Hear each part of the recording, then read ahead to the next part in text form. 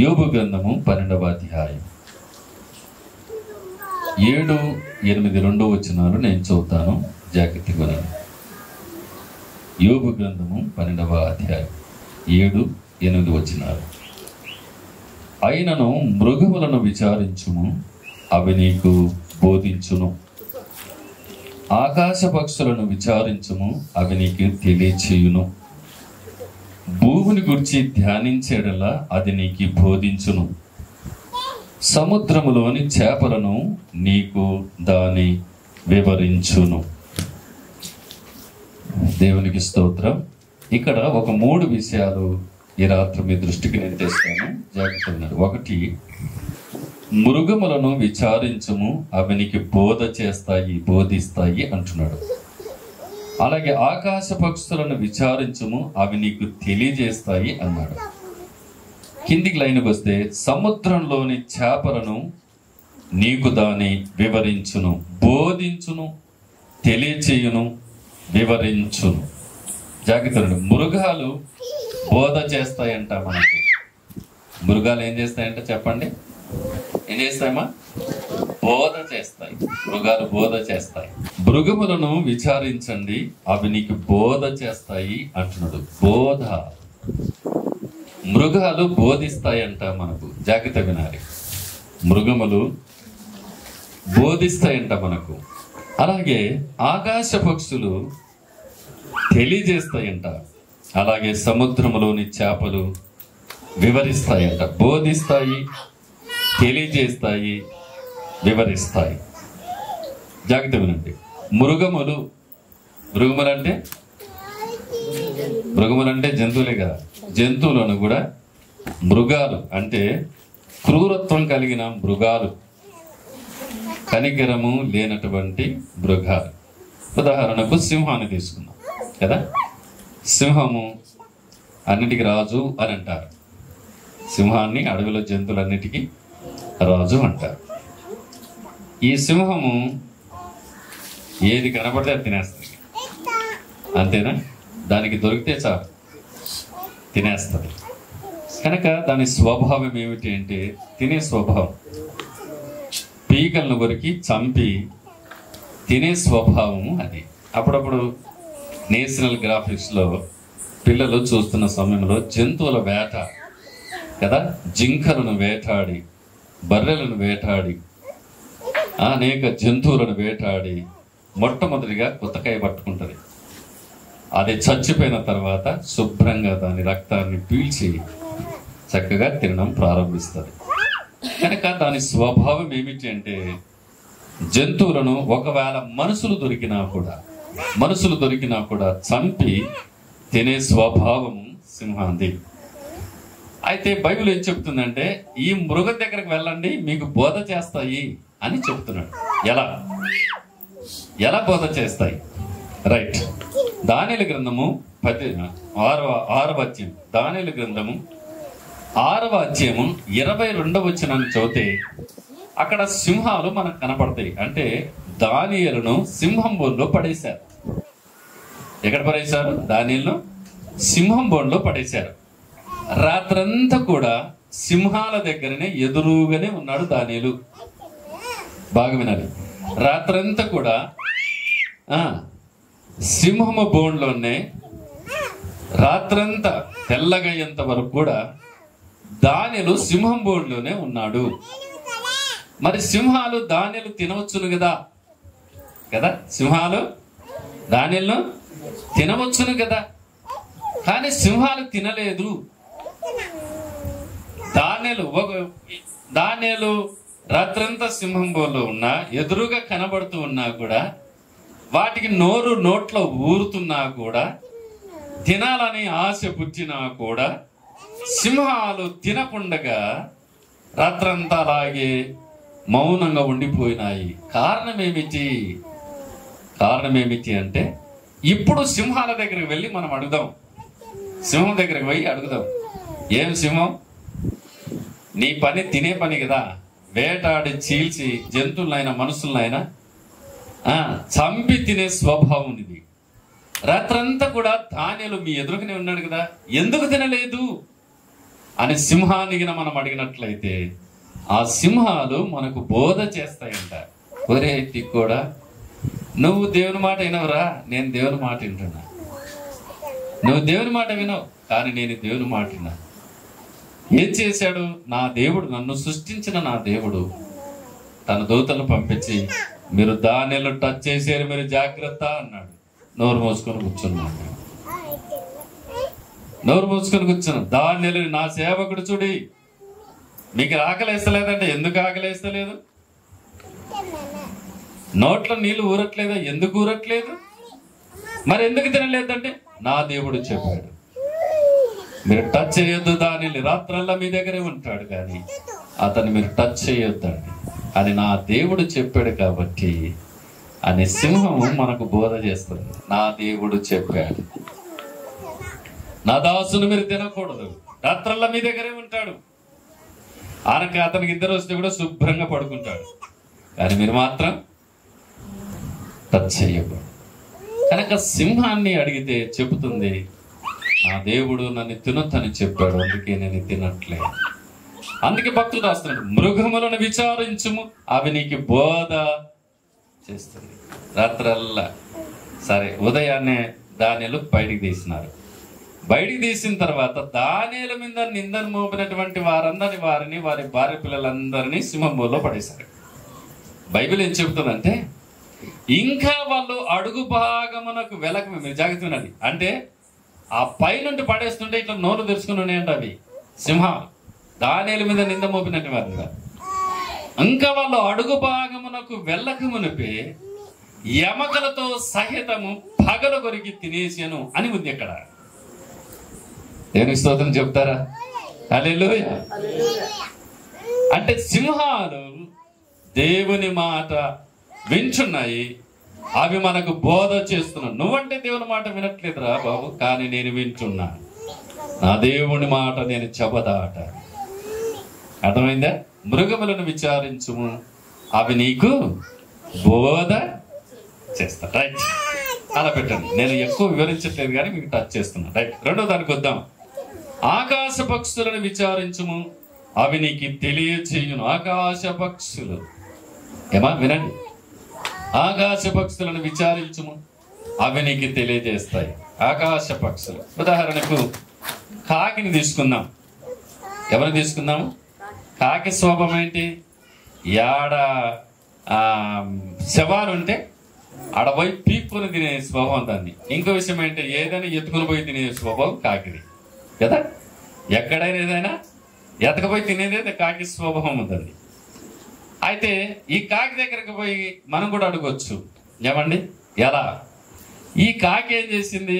ఒకానొక సమయంలోన మహాభక్తుడైనటువంటి ఏలియా గారు, చూద్దామా, రాజుల మొదటి గ్రంథం 17వ అధ్యాయము 4-5 వచనాలు మనం చూద్దాం. రాజుల మొదటి గ్రంథము 17వ అధ్యాయము 4-5 వచనాలు మనం చదివితే అక్కడ ఒక మంచి మాట కాకులను గురించి వ్రాయబడింది.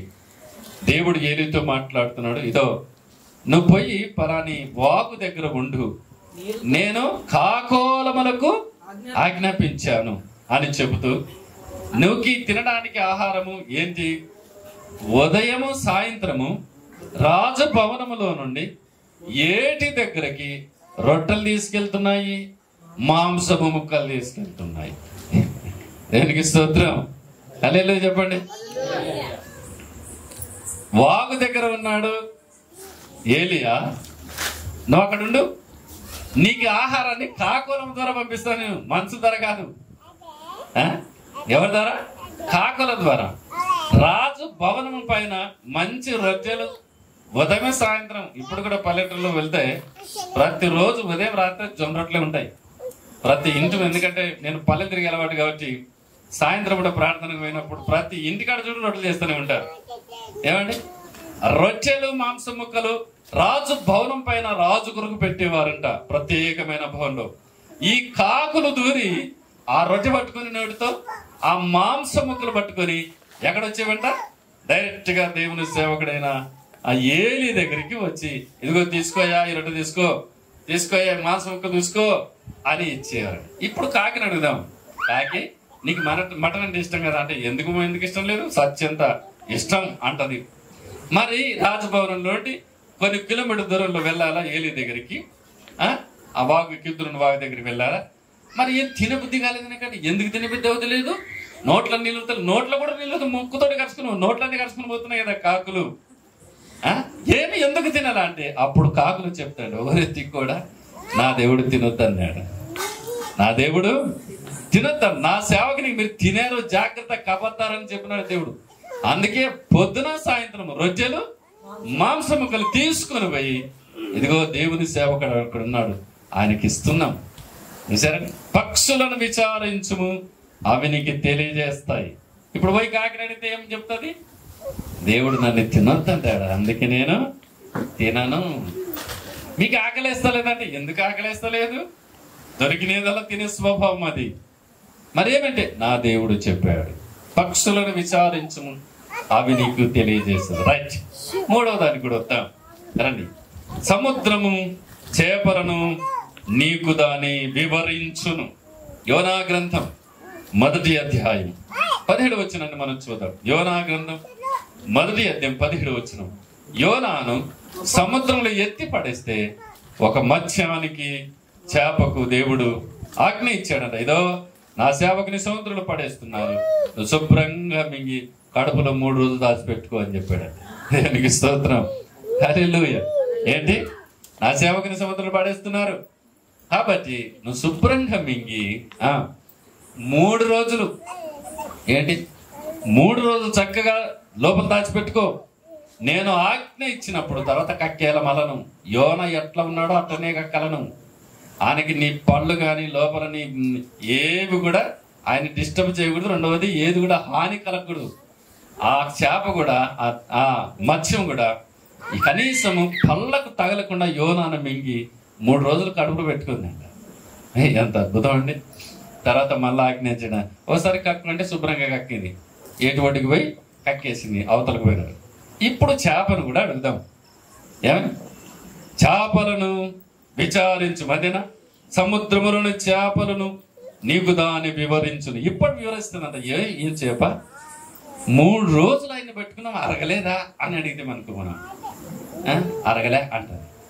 ఏంటికంటే నా దేవుడు ఆజ్ఞాపించినాడు, జీర్ణాశయాన్ని సైలెంట్ చేసినాడు. దేవునికి స్తోత్రం.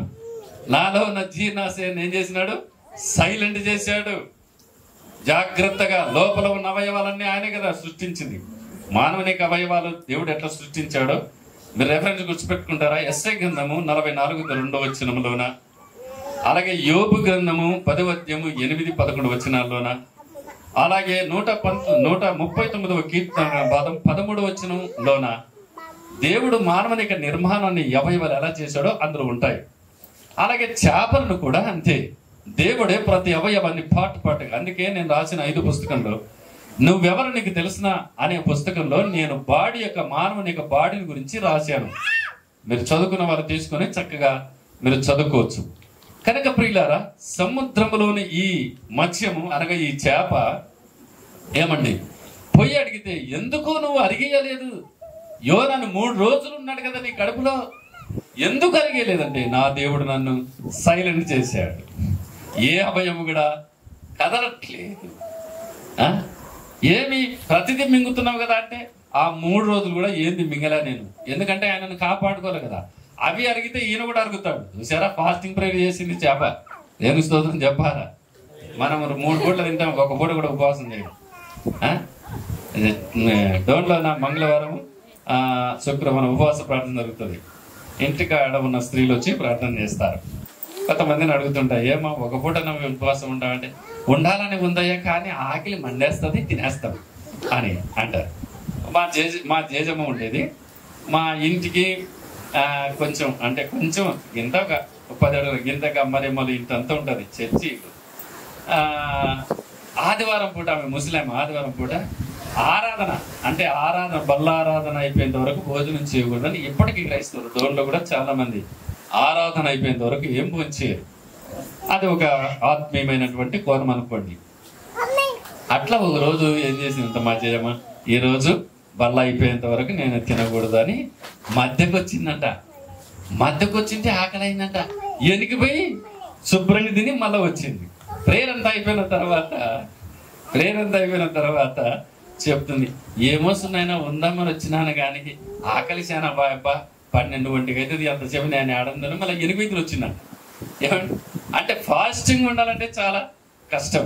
ఏమండి దేవునికి స్తోత్రం. మన కరోనా టైంలో 52 రోజులు ఉపవాస ప్రార్థనలో ఇంట్లోనే గడిపాను.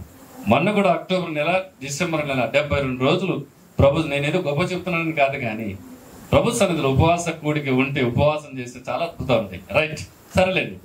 కనుక మిగతావన్నీ తినలేదా, మిగతా నోట్లో తినలేదా అంటే లేదు నేను ఫాస్టింగ్ ప్రేయర్ చేసిన అంటుంది. ఏంది మత్స్యం అంటుంది. ఎందుకనంటే అవి తింటున్నాను అవి అరగల కదా, అవి అరిగితే మళ్ళీ ఈయన అడుగుతాడు. కాబట్టి ఈయనని కాపాడుకోవడానికి, కడుపులో కాపాడుకోవడానికి నేనేది కూడా తినలేదు అన్నట్టుగా చేపల దగ్గరికి వెళ్ళండి, అవి మీకు తెలియచేస్తాయి. ఏమని? నా దేవుడు చెప్పాడు, నా సేవకుడైన యోనాని చక్కగా మింగి 3 రోజులు నీ కడుపులోనే పెట్టుకో, ఏది మిస్టేక్ జరగకూడదు అక్కడ. ఎంత గొప్ప కార్యం ఇది.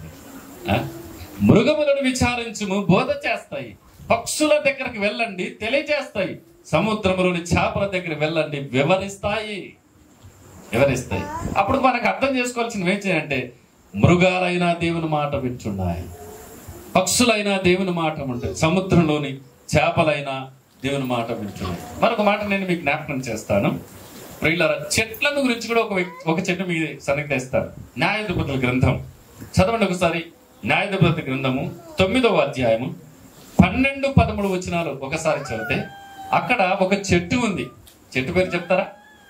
9వ అధ్యాయము ద్రాక్ష చెట్టు. చదువు ఒకసారి అన్నమాట.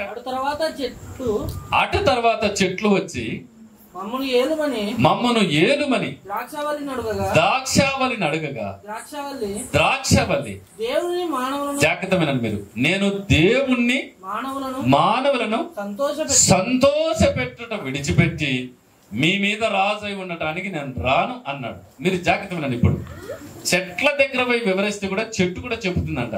ఏమని? మీరు వచ్చి నా మీద రాజుగా ఉండండి అని చెట్లన్నీ పోయి ఈ ద్రాక్ష చెట్టు దగ్గర పోయినంట, మిగతా చెట్లన్నీ పోయి మా మీద రాజుగా ఉండని. అది చెబుతున్న ఒక మంచి మాట ఏంటని తెలిసిన, నేను దేవుణ్ణి సంతోష పెట్టే చెట్టుని, అలాగే మనసులు కూడా సంతోష పెట్టే వ్యక్తి. నేను దేవుని సంతోష పెట్టకుండా, మనసులు సంతోష పెట్టకుండా మీ మీద రాజునై ఉండటానికి నేను రాలేను. బా, ఎంత గొప్ప క్రియ అనేది, ఎంత గొప్ప తలాంతు, ఎంత గొప్ప ఏమంటారు టాలెంట్ అనొచ్చు మన భాషలో కదండి. ఆ ద్రాక్ష చెట్టు అంటున్నది, నేను దేవుని సంతోష పెట్టే చెట్టుని, అలాగే మనుషులను కూడా సంతోష పెట్టే చెట్టుని. ఒకసారి ఆలోచన చేద్దాం. మరి మనం దేవుని సంతోష పెడుతున్నామా? దేవుని మాట మనం వింటున్నామా? ఒకసారి ఆలోచించాలి. దేవుడు అసలు మనల్ని చూసి సంతోషిస్తున్న బైబిల్ గ్రంథంలోన బాప్తిసం ఇచ్చే యోహాను గురించి లూకాసు వార్త 1వ అధ్యాయం ఆ కింది వచనాలు చదువుతూ ఉంటే, అతడు పుట్టినందువలన అనేకులు సంతోషించారు. చూసారా?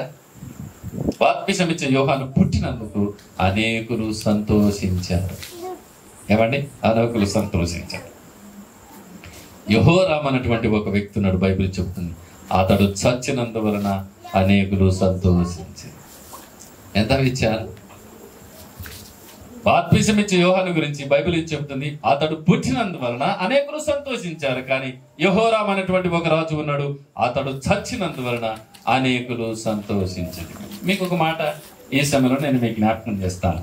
ఒకసారి కొన్ని సంవత్సరాల క్రితం ఒక అక్క ప్రార్థన చేసి పోతారని 2-3 సార్లుగా ఆమె నన్ను పిలుస్తుంది. నాకు వీలు కాలేక వెళ్ళలేకపోయింది. అయితే ఒక సమయంలో నేను ఆ ఇంటికి వెళ్ళడం జరిగింది. చాలా సంతోషించింది. అన్న, మీరు వచ్చినందుకు నేను చాలా సంతోషిస్తున్నాను. మీరు బిజీగా ఉంటారని నాకు తెలుసు, అందుకే రాలేదని తెలుసు. సరే అన్న, ఉన్నప్పుడు వస్తాలే అనుకున్నాను. వచ్చారు, చాలా సంతోషం. సరే నేను ఇంట్లోకి పోతూ 22 సంవత్సరాల వయసు యవనస్తుడు, జాగ్రత్త మాట పేరు 22 సంవత్సరాల యవనస్తుడు మంచం మీద పడుకున్నాడు. చూస్తాడు కానీ మాట్లాడలేడు. అంటే మరణకరమైన పడక అది, అంటే మరణించే పడక అది. చూస్తాడు కానీ మాట్లాడలేదు. వయసు ఎంత? 22 సంవత్సరాలు. ఈ మాట వినండి జాగ్రత్తగా. అప్పుడు నేను అక్కని అడిగిన, ఆ మంచం పక్కన స్టూల్ వేసుకొని కూర్చున్నా. ఏమైంది అక్క అంటే, డాక్టర్లు కూడా చెప్పారన్నా, బాగా కాదు, చచ్చిపోతారు, తీసుకోండి అని చెప్పారు. సరే, దేవుడు నన్ను ప్రేరేపించిన కొలది, ఆత్మ ద్వారా ప్రేరేపించిన కొలది స్టూల్ వేసుకుని కూర్చొని, బాబు చనిపోయేది ఎప్పుడైనా చనిపోతాం మనం, ఏదో రోజు ఖచ్చితంగా, ఎన్ని సంవత్సరాలు బతికినా ఏదో రోజు చనిపోతాం. కానీ ఒక్కసారి నీ మనస్ఫూర్తిగా యేసయ్యా నా పాపను క్షమించు నాయనా అని అడుగు. మనసారా అడుగు. నువ్వు ఎంత దుర్మార్గమైనా పర్వాలేదు, కానీ కొంచెం నీ మనసు దేవుని వైపు మళ్ళించి, ప్రభువా నేను పాపిని, నన్ను క్షమించును అని అడుగు. ఆయన తప్పక నేను క్షమిస్తాడు. నువ్వు చనిపోయిన పర్వాలే, దేవుని దగ్గర ఉంటావు, శిక్షను తప్పించుకుంటావు. నువ్వు ఎంత దుర్మార్గమైనా పర్వాలేదు అని అంటూ ఉంటే, మీరు అన్ని తల్లి కలగ చేసుకుని ఆమె చెప్పిన మాట ఇప్పటికీ మర్చిపోలేను. నేను 98 సంవత్సరంలో విషయాన్ని చెప్తున్నాను, ఇప్పటికీ మర్చిపోవట్లేదు నేను. నువ్వు ఎంత దుర్మార్గుడు అయినా పర్వాలేదు బాబు, ప్రభు ఖచ్చితంగా క్షమించాలి. మనస్ఫూర్తిగా ఆయన వైపు నీ మనసు మళ్ళించి, ప్రభువా నన్ను క్షమించాలని ఒక్క మాట చాలు అంటే, అప్పుడు ఆ తల్లి ఏడుస్తున్న మాట ఏంటి తెలిసిన, ఇప్పటికీ మర్చిపోను, సార్ వీడు పచ్చి దుర్మార్గుడు అంటే. సొంత తల్లి వాస్తవంగా తల్లి పిల్లలు తప్పు చేస్తే కడుపున పెట్టుకొని, మీ కొడుకు తప్పు చేసినట్లు చేయలేదంటది, వాదిస్తుంది. అవునా? నా కొడుకు చేయలేదంటది, చేసినాడని తెలుసు, కానీ కడుపు కదా కప్పి పెట్టుకుంటది. కానీ ఆ తల్లి నోరు తెలుసు అంటున్నమాట, ఎప్పటికీ మర్చిపోను నేను, సార్ వీడు పచ్చి దుర్మార్గుడు. వయసు 22 సంవత్సరాలు. ఇప్పుడు చెప్పండి, వాడు దేవునికి సంతోషపెట్టిన వాడు కాదు, కన్న తల్లిని కూడా సంతోషపెట్టినటువంటి యెహోరాము అనేటువంటి అతడు చచ్చినందువలన అనేకులు సంతోషించారు. సోదరులారా, ఈ రాత్రి వేళ ఎందుకో దేవుడు మీతో మాట్లాడుతున్నాడు. మీరు ఆలోచించేయండి. మృగాలు దేవుని మాట వింటున్నాయి, పక్షులు దేవుని మాట వింటున్నాయి, చేపలు దేవుని మాట వింటున్నాయి, చెట్లు దేవుని మాట వింటున్నాయి. చెట్టు ఎంత బాగుంటుందండి. నేను దేవుని సంతోషపెట్టే చెట్టుని మీ దగ్గరికి నేను రాలేదు. బా ఎంత మంచి మాట అండి. నేను దేవుని సంతోషపెట్టే చెట్టుని. ఆలోచన చేయడం ఒకసారి. మరి మనము ఒక మాట చూస్తారా బైబిల్ గ్రంథంలోనే? యెషయా గ్రంథం 1వ అధ్యాయం, యెషయా గ్రంథం 1వ అధ్యాయం 3వ వచనాన్ని ఒకసారి చూద్దాం. అక్కడ మాట ఉంది, 3వ వచనం చదవండి. ఎద్దు తన కామందు నెరుగును, గాడిద సొంత వాని దొడ్డి తెలుసుకును, ఇశ్రాయేలునకు తెలివి లేదు. ఎద్దుకు తెలుసంట తన యజమానుడు ఎవరు, గాడిదకి తెలుసంట తన దొడ్డి ఏదేమి. ఏంటి? మృగాలు, పక్షులు, జలచరములు, చెట్లు, అలాగే ఎద్దు, గాడికి తెలుసంట తన దొడ్డి ఏంటో, ఎద్దుకు తెలుసంట తన యజమానుడు ఎవరు, కానీ మనకు తెలియదంట మన దేవుడు ఎవరు. అది కింద ఈ ఇశ్రాయేలులకు తెలివి లేదు. చూసారా? దేవుడు ఈ సృష్టి యావత్తులో ఉన్న జంతువులను, పక్షులను అన్ని గురించి వివరిస్తూ మానవుని దగ్గరకు వచ్చేవాడికి వీనికి తెలివి లేదు, వీనికి తెలివి లేదు. ఆలోచించండి ఒకసారి. అంటే మనం ఆలోచించాల్సిన విషయం ఏంటంటే, సృష్టి యావత్తంతా కూడా దేవుని మాట వింటుంది, కానీ దేవుని వినని మాట దౌర్భాగ్యుడు ఎవడంటే మనుషుడు. దేవుని మాట వినని వాడు దౌర్భాగ్యుడు ఎవడంటే మనుషుడే.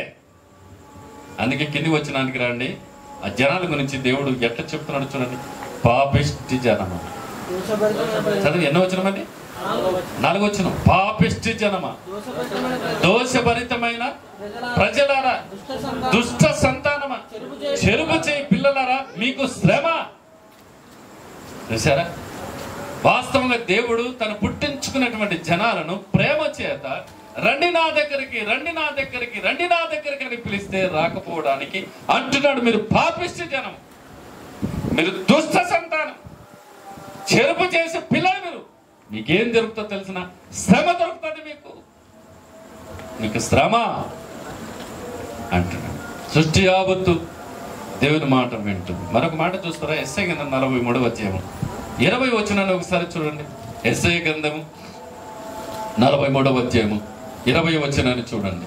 నేను ఏర్పరచుకొనిన ప్రజలు త్రాగుటకు అరణ్యంలో నీళ్లు పుట్టించుచున్నాను. యెషయా గ్రంథం 43వ అధ్యాయము 20.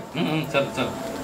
నేను ఏర్పరచుకొనిన ప్రజలు త్రాగుటకు అరణ్యంలో నీళ్లు పుట్టించుచున్నాను, ఎడారిలో నదులు కలుగజేయుచున్నాను. అడవి జంతువులను, జాగ్రత్తగా, అడవి జంతువులను, అడవి కుక్కలను, నిప్పుకోరును, నన్ను ఘనపరుస్తున్నాయి. అబ్బా, దేవుని స్తోత్రం చెప్తారా? అడవి కుక్కలు, నిప్పుకోళ్ళు, చూసారా? అడవి కుక్కలు, నిప్పుకోళ్ళు, అడవి జంతువులు నన్ను ఘనపరుస్తున్నది. ఘనపరచిన వాడెవడంటే మనుషుడే, అంతేనా? ఘనపరచిన వాడు అడవి కుక్కలు. ఇప్పుడు మనం ఆలోచించే అడవి కుక్క మేలు మనకంటే, అడవి గాడిదల మేలు మనకంటే, అడవి జంతువులు మనకంటే మేలు. ఎందుకో తెలిసిన? అవి దేవుని మాట వింటున్నాయి, దేవుని గణపరుస్తూ ఉన్నాయి. మనము దేవుని మాట వినము, దేవుని గణపరచము. వాటికి మనకున్నటువంటి తేడా ఇదే. అడవి కుక్కలను, నిప్పుకోరును, అడవి జంతువులను నన్ను గణపరుస్తున్నాయి. ప్రభు చెబుతున్నాడు, నన్ను గణపరుస్తాయి. గణపరిచిన వాడెవడు అంటే మనుషుడే. కనుక సోదరులారా, ఈ రాత్రి వేళ వినండి. సృష్టి యావత్తంతా దేవుని మాట వింటుంది. దేవుని మాట వినని పాపిష్టించాను దుష్ట సంతానం, చెరుపు చేసే పిల్లలు మనమే.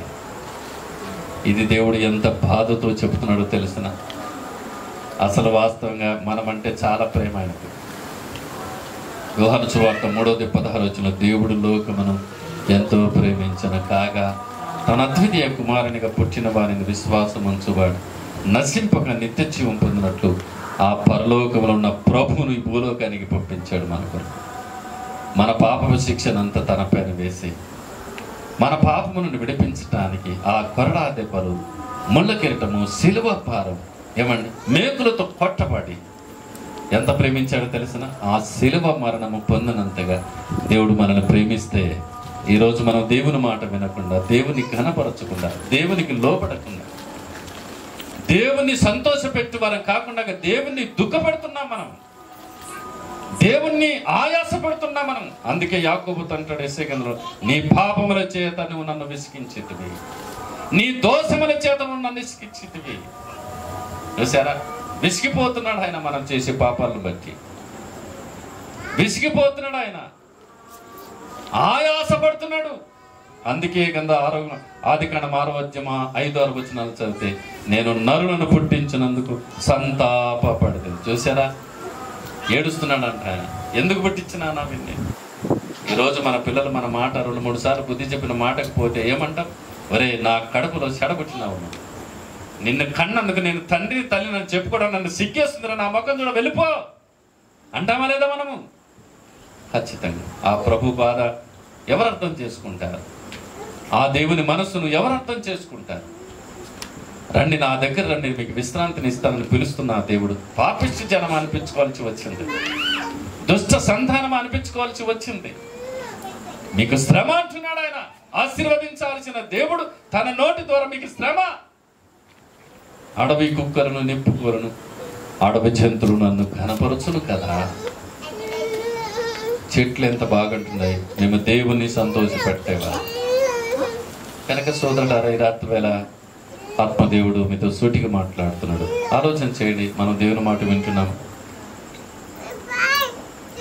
అసలు వాస్తవంగా సీమల దగ్గరికి పోమ్మంటాడు ఒకసారి మనల్ని. సీమల కాటిపో నీకు సిగ్గుని వస్తుంది అని మన భాషలో. సో మరి ఎక్కడ పో? సీమల కాటికి పోయి బుద్ధి తెచ్చుకో. ఏంటంటే ఇంత లేసిన మంచులు సీమల కట్టుకోవాలన్నా మనం? సిగ్గులే మనకు పానికే కొంచెమన్నా? ఇప్పుడు సీమల మేళ మనం మేళ ఏమా? సీమల మేళ ఇంత లేసిన మనసులో దేవుడు అన్నాడు, సీమల దగ్గర పో, సీమల దగ్గర పోయి బుద్ధి తెచ్చుకో. వాటి నట్టలు చూడు, వాళ్ళ క్రమం చూడు, వాళ్ళ సిస్టమ్ చూడండి. నీకు తెలివిలా బుద్ధిలా నీకు వెళ్ళ దాని దగ్గరికి. ఇంత లేసిన మనిషి సీమ కాటికి పోవాలన్నా? సిగ్గులే మనకు పానికే? సిగ్గు వస్తుందని చెప్పాడు ఆయన. అందుకే నాహోకు గ్రంథం 2వ అధ్యాయంలో, సిగ్గు మారిన జనులారా కూడి రండి. ఎప్పుడైనా సిగ్గు తెచ్చుకొని రండి నా కాడికి. ఎప్పుడన్నా బుద్ధి తెచ్చుకోరా అంటుండో చూడు. ఎప్పుడన్నా సిగ్గు తెచ్చుకోరా, ఎప్పుడన్నా బుద్ధి తెచ్చుకోరా, ఎప్పుడన్నా మారరా. సిగ్గు మారిన జనులారా కూడి రండి నా కాడికి రండి. నేను మిమ్మల్ని బాగు చేస్తాను, నేను మిమ్మల్ని సరి చేస్తాను, నేను మీ జీవితాన్ని మారుస్తాను, నేను మీ పాపమును క్షమిస్తాను, మీ దోషాన్ని పరిహరిస్తాను, నీ పాపం జీవితాన్ని మార్చేస్తాను. ఎప్పటికైనా బుద్ధి తెచ్చుకొని రా. యెరూషలేము పట్టణాన్ని గురించి ప్రభు అని చెబుతూ, ఈ రోజున నువ్వు తెలుసుకుంటే నీకు మేలు. ఎంత బాగుంటుంది అన్నమాట. ప్రభు చెబుతున్నమాట, ఈ రోజైనా నువ్వు తెలుసుకుంటే నీకు మేలు. లేకపోతే ఒక రోజు వస్తుంది, నిన్ను దుమ్ము దులిపే రోజులు ఒక రోజు వస్తాయి అంటాడు అక్కడ. కనుక దేవుని బిడ్డలారా, ఈ రాత్రి వేళ ఎందుకో దేవుడు మనతో మాట్లాడుతున్నాడు ఈ రాత్రి వేళ. కనుక మన జీవితాలను సరి చేసుకుందామా? జంతువులు, పక్షులు, చేపలు, చెట్లు, అడవి కుక్కలు, నిప్పుకోలు, అడవి జంతువులు దేవుని మహింపరుస్తున్నాయి, దేవుని మాట వింటున్నాయి. అవి మనకు బోధ చేస్తున్నాయి. బోధ చేయాల్సింది మనం వాటికి, కానీ అవి మనకు బోధ చేస్తున్నాయి అంటే మనలో చాలా లోటు ఉందని అర్థం. మనము దేవునికి చాలా వ్యతిరేకంగా ఉండామని అర్థం. దేవుని మాట వినకపోవడము, ఏమండి, దేవుని చెప్పినట్లు చెయ్యకపోవడం, దేవునికి లోబడటం, అసలు దేవుడి నిన్ను పుట్టించిన దేవునికి నువ్వు లోబడకపోవడం, నిన్ను బ్రతికిస్తున్న దేవునికి నువ్వు లోబడకపోవడం, నీ జీవితాన్ని కొరకు పరలోకమున నా ప్రభు ఈ లోకానికి వచ్చి ప్రాణాన్ని పెట్టి రక్షణ ఇవ్వడానికి, విమోచన ఇవ్వడానికి వచ్చిన ఆ ప్రభువును ఇంకా తెలుసుకోవట్లేదు, ఆయనని ఇంకా తెలుసుకోవట్లేదు. కనుక ఈ రోజైనా మన జీవితాలను ఒకసారి ప్రభు వైపు మళ్ళించి పశ్చాత్తాపడతాం. ఈ రోజైనా తెలుసుకుంటే నీకు మేలు. కనుక పశ్చాత్తాపడతాం, ప్రభు పాదాలు పట్టుకున్నాం. ఇదే అనుకూల సమయం, ఇదే రక్షణ దినమని కొరింథీ పత్రికలో పౌలు చెబుతాడు 6వ అధ్యాయం 2-3 వచనాలు. ఇదే నీకు అనుకూలం. ఒకవేళ ఈ సమయం మరల నీకు రాకపోవచ్చు, వాయిదా వేయొద్దు ప్రభు దగ్గర రావడానికి. ఈరోజు ఉన్న పాటన నీ జీవితాన్ని ప్రభు దగ్గరికి పెట్టి శంకర్ అంటున్నాడు, తల ఎత్తుకున్నట్టుకు యోగ్యత లేదు ప్రభు, పాపినైనా నన్ను క్షమించు. పాపులను రక్షించుట కొరకు క్రీస్తు యేసు ఈ లోకానికి వచ్చాను. సోదరా సోదరి, నిన్ను నన్ను రక్షించడానికి ఆ ప్రియ ప్రభు ఆ పరలోకాన్ని విడిచిపెట్టి ఈ పాపలోకములో పాపలమైన మనలను రక్షించటానికి ఆ పరిశుద్ధుడైన ప్రభు ఆ కలువరిశిలో శిక్షను అనుభవించి రక్తానంతా ధారపోసి ప్రాణాన్ని త్యాగం చేశాడు. పాపానికి ఉన్న భయంకరమైన శిక్ష ఉంది. ఆ శిక్షను తప్పించడానికి మన శిక్షను తన పైన వేసుకున్నాడు. ఈరోజైనా నీ జీవితాన్ని మార్చుకొని ప్రభుకి నీ జీవితాన్ని ఇస్తే నీకు మేలు.